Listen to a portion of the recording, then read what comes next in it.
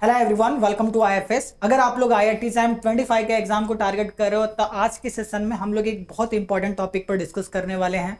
जैसे कि आपके एग्जाम के लिए लगभग 50 दिन का समय बचा हुआ है। तो अब यहाँ पर आज के सेशन में हम लोग क्या डिस्कस करेंगे, आज हम ये देखने वाले हैं कि आपके लिए एग्जाम में सिर्फ 3 घंटे का समय होगा, मतलब 180 मिनट्स होंगे।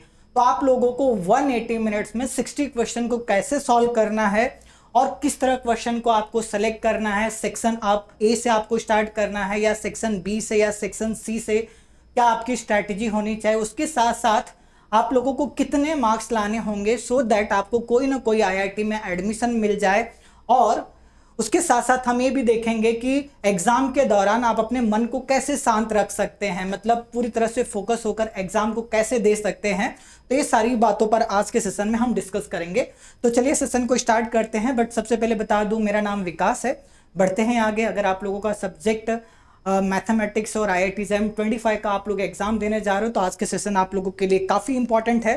तो सबसे पहला क्वेश्चन आप लोगों के मन में आता होगा कि किस सेक्शन से एग्जाम स्टार्ट करना चाहिए। तो चलिए मैं अपना पॉइंट ऑफ व्यू भी बताऊंगा कि आपको किस सेक्शन से एग्जाम स्टार्ट करना चाहिए और आप कैसे पता लगा सकते हैं कि आपको किस सेक्शन से एग्जाम स्टार्ट करना चाहिए, इस पर भी हम बात करेंगे। तो देखिए, जैसे कि आपके एग्जाम की अगर मैं बात करूं तो आपका एग्जाम 3 सेक्शन में डिवाइड किया गया है। कौन कौन से सेक्शन है? एक तो आपका सेक्शन ए है, बी है, सी है ना। तो मतलब आपका एग्जाम 3 सेक्शन में है, ए बी सी। तो अगर मैं यहाँ पर बात करूँ तो पहले वाले सेक्शन में क्या होते हैं, एमसीक्यू होते हैं, दूसरे में आपका एमएसक्यू होता है और तीसरे में आपका नेट होता है। ठीक है। और जो आपका पहला वाला सेक्शन है ये सबसे बड़ा सेक्शन है, मतलब यहाँ पर आप कह सकते हो 30 क्वेश्चन आते हैं 50 मार्क्स के लिए। यहाँ पर आपके 10 क्वेश्चन 20 मार्क के लिए पूछे जाते हैं और यहाँ पर 20 क्वेश्चन आपके 30 मार्क के लिए पूछे जाते हैं। तो ऑब्वियसली मुझे ऐसा लगता है कि आप लोगों को सेक्शन ए से स्टार्ट करना चाहिए। क्योंकि सेक्शन ए से क्यों स्टार्ट करना चाहिए और बी से कभी भी नहीं करना चाहिए। बी को आप सबसे लास्ट में करिए, क्योंकि देखिए अगर सेक्शन ए की बात करूं तो यहाँ पर आपको 30 क्वेश्चन 50 मार्क के, आधा पेपर आपका सेक्शन ए से है। और सेक्शन ए की खास बात यह है ना कि एमसीक्यू है, मतलब 4 ऑप्शन में से कोई एक ही ऑप्शन करेक्ट होगा। तो मान लीजिए अगर 4 ऑप्शन दिए गए, एक ऑप्शन करेक्ट अगर आपको मिल रहा है, आप श्योर हैं, तो फिर बाकी 3 अगर नहीं भी पता है तो एग्जाम में आप आगे बढ़ सकते हैं उसे टिक करके। लेकिन एक काम आप सेक्शन बी यानी एमएसक्यू में नहीं कर सकते, वहां पर आपको चारों ऑप्शन के बारे में सोचना पड़ेगा। मतलब कहने का ये हो जाएगा कि 10 क्वेश्चन है 20 मार्क के लिए, लेकिन अगर आप देखेंगे ये 10 क्वेश्चन ना कह सकते हो 20 या 30 क्वेश्चन का टाइम ले रहे हैं। यहां पर सेक्शन बी में आपको सारे क्वेश्चन के हर एक ऑप्शन के बारे में सोचना होगा, जबकि सेक्शन ए में ऐसा नहीं है। अगर आपको कंफर्म हो गया कि भाई ये राइट है तो आप टिक मार्क करके आगे बढ़ सकते हैं।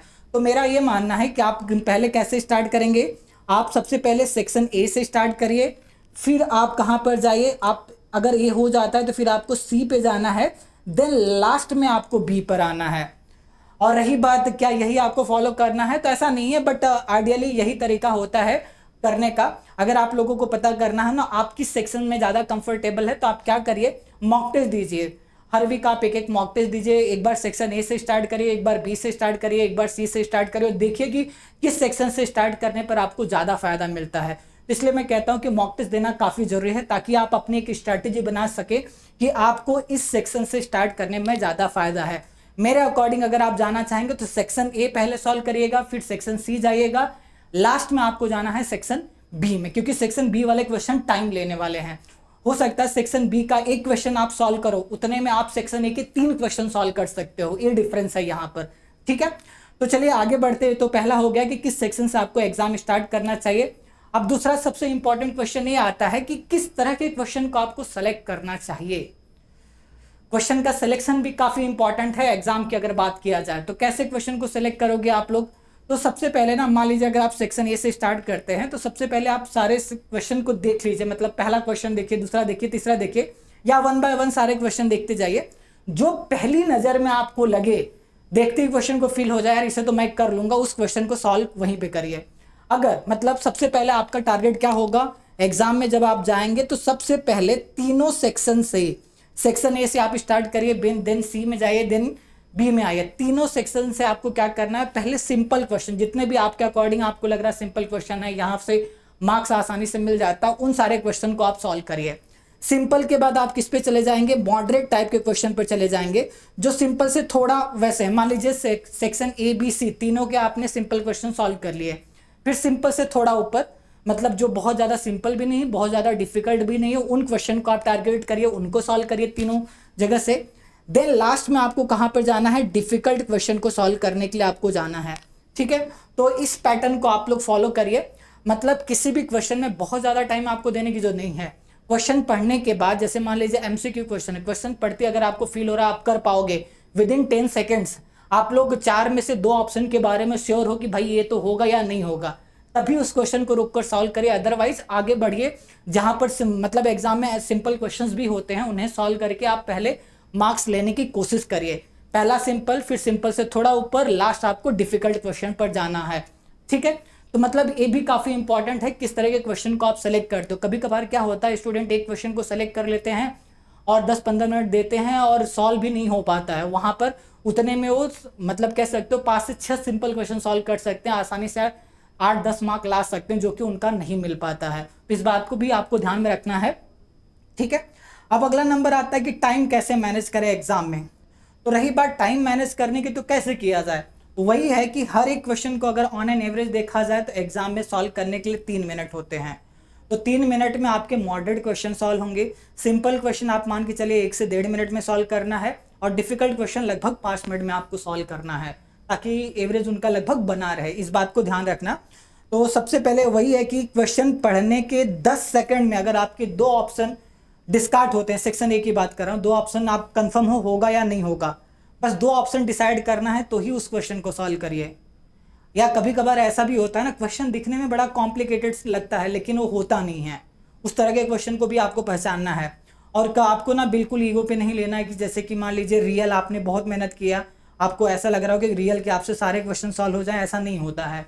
जहाँ से चाहे आपका रियल हो, इंटीग्रल हो, डिफरेंशियल इक्वेशन हो, ग्रुप थियरी हो, लीनियर हो, जहाँ से आपको मार्क्स मिले सारे मार्क्स को आप कलेक्ट करिए।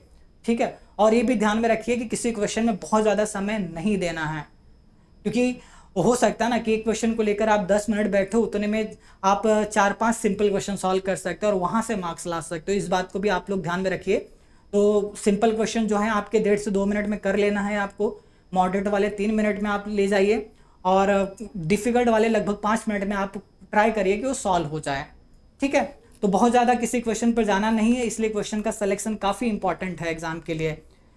अब बात आती है एग्ज़ाम को माइंड, मतलब एग्ज़ाम में माइंड को कैसे शांत रखें। इसका बहुत आसान तरीका है, आप बिल्कुल कुछ इधर उधर मत सोचो, सिंपली आप क्वेश्चन देखो, कॉन्सेप्ट को रिकॉल करने की कोशिश करो। मतलब टेंशन ही नहीं लेना। जो एग्ज़ाम में आपको कोई क्वेश्चन अगर नहीं आ रहा है ना, तो आप मान के चलिए कि उस पूरे एग्ज़ाम में, IIT एग्ज़ाम के एग्ज़ाम में वो क्वेश्चन किसी को नहीं आ रहा है। अगर एग्ज़ाम डिफ़िकल्ट आएगा तो सबके लिए डिफ़िकल्ट होगा, ऐसा तो है नहीं कि सिर्फ आपके लिए होगा। अगर सिंपल आएगा तो ऑब्वियस सी बात है सबके लिए सिंपल होगा। तो जो क्वेश्चन आपसे नहीं सॉल्व हो ना, तो आप ये मान के चलिए एग्ज़ाम में कि ये क्वेश्चन पूरे इंडिया में जितने भी स्टूडेंट एग्ज़ाम दे रहे हैं किसी से नहीं सॉल्व हुआ। बस कॉन्फिडेंस के साथ आप उसे देते रहिए, बस थोड़ा सा टाइम का ध्यान रखिए। क्वेश्चन का सिलेक्शन बहुत इंपॉर्टेंट है। ठीक है, तो हॉल में, एग्जामिनेशन हॉल में बैठकर आपको ये 1-2 क्वेश्चन ना सॉल्व करने के बाद, जैसे मान लीजिए ऐसा हो सकता है क्वेश्चन सफल होकर आते हैं, आपने स्टार्ट के 3-4 क्वेश्चन पढ़े, सारे डिफिकल्ट लगे, इसका मतलब ये नहीं कि सारे क्वेश्चन डिफिकल्ट होंगे। आगे आप बढ़िए, कोई दिक्कत नहीं, आगे बहुत सारे सिंपल क्वेश्चन आपको मिल जाएंगे। एटलीस्ट एग्जाम में इतने सिंपल क्वेश्चन तो जरूर मिलते हैं कि आप एग्जाम क्वालिफाई कर पाओ। सिंपल के बाद थोड़ा सा मॉडरेट वाले अगर क्वेश्चन आप सॉल्व करने लगते हो ना, और करेक्ट सॉल्व करके आते हो, तो डेफिनेटली आपको कोई ना कोई IIT में एडमिशन मिलेगा। डिफिकल्ट तो आप छोड़ ही दो, डिफिकल्ट मान के चलिए 99% स्टूडेंट नहीं करके आते हैं। आप सिंपल और मॉडरेट वाले क्वेश्चन सॉल्व कराइए, उतने में आपका सिलेक्शन पक्का है। बस वही प्रोवाइड है कि आप करेक्ट सॉल्व करके आइए। ठीक है, अब आगे बढ़ते हैं। अब बात कर लेते हैं कि जैसे कि मैंने कहा था कि सेफ स्कोर पर भी हम चर्चा करेंगे, कितने मार्क्स आप लाएंगे सो दैट आपको IIT में एडमिशन मिल जाएगा। तो यहाँ पर सेफ स्कोर आपका ये है 50+ अगर आप ला रहे हैं, आप किसी भी कैटेगरी से, अगर आप 50+ लाते हैं तो डेफिनेटली आप लोगों को IIT मिलेगी ही मिलेगी। ठीक है, तो 50+ कैसे लाया जा सकता है, बिल्कुल सिंपल है। आप क्या करिए, हर सेक्शन में ना जितने भी क्वेश्चन हैं उसमें एटलीस्ट कोशिश करिए कि आपके आधे तो करेक्ट होने चाहिए। ठीक है, आधे करेक्ट होने चाहिए, मतलब आपका कोशिश क्या होगा कि सेक्शन ए जो आपका 50 मार्क का है, वहाँ से 25 मार्क लाने की कोशिश करिए। ठीक है, और सेक्शन बी 20 मार्क का है 10 मार्क लाइए, सेक्शन सी 30 मार्क का है तो 15 मार्क लाने की कोशिश करिए। तो सिंपली अगर आधे क्वेश्चंस भी आप लोग सॉल्व करके आते हैं तो आप 50 मार्क पर पहुंच जाएंगे, और 50 मार्क में पहुंचने के बाद आप लोगों को टॉप की आईआईटी में एडमिशन मिलेगा। ठीक है, तो ये कुछ चीज़ें हैं जो आप लोगों को ध्यान में रखना है, और इसकी शुरुआत अभी से आप लोगों को करनी चाहिए, सीधा जाकर एग्जाम में नहीं करना। तो उसके लिए आपको क्या करना होगा, मॉक टेस्ट लगातार, मतलब 1 वीक 5 दिन 10 दिन पर आप लगातार मॉक टेस्ट देते रहिए, और वहाँ से आप स्ट्रैटेजी बनाइए किस तरह क्वेश्चन को पिक करना है, किस टाइप के क्वेश्चन को छोड़ना है, किस टाइप के क्वेश्चन को बाद में सॉल्व करना है, लास्ट में करना है, या किस सेक्शन से हमें एग्जाम को स्टार्ट करना है। ठीक है, अगर ये स्ट्रेटजी आप प्रॉपर बना लेते हैं और उसके साथ साथ आप प्रिपरेशन में तो लगे ही हुए हैं तो डेफिनेटली आप लोगों का एग्जाम बढ़िया जाएगा।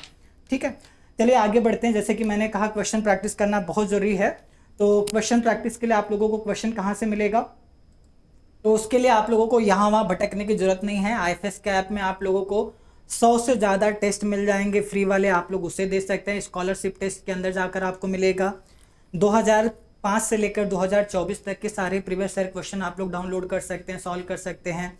उसके साथ साथ रैंकर की स्ट्रैटेजी जान सकते हैं, मतलब जिन्होंने IIT एग्जाम में टॉप किया था उनकी स्ट्रैटेजी क्या रही, उन्होंने क्या किया जो आपको करना चाहिए, या ऐसी कौन सी गलतियां थी जो उन्होंने किया आपको रिपीट नहीं करना है, तो उनकी स्ट्रैटेजी भी आप जान सकते हो।